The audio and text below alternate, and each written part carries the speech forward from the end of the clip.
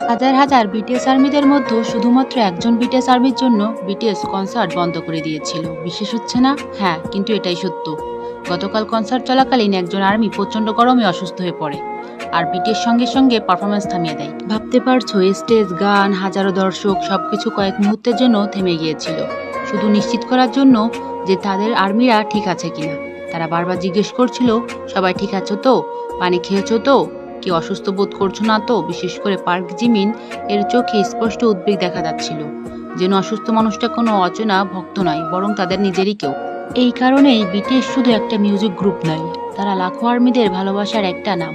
তারা শুধু মঞ্চে দাঁড়িয়ে গান গায় না, তারা তাদের আর্মিদের আগলে রাখে, তাদের চিন্তায় চিন্তিত হয়ে পড়ে, এবং তারা নিরাপত্তা সবার আগে রাখে। বিটিএস এবং বিটিএস আর্মিদের এই সুন্দর বন্ধনটা সত্যি ভাষায় প্রকাশ করা যায় না। এই ভালোবাসা, এই যত্ন, এই সম্পর্ক সবকিছু যেন একেবারে অন্যরকম। তোমার এই গল্পটা জেনে কেমন অনুভূত হচ্ছে অবশ্যই জানা।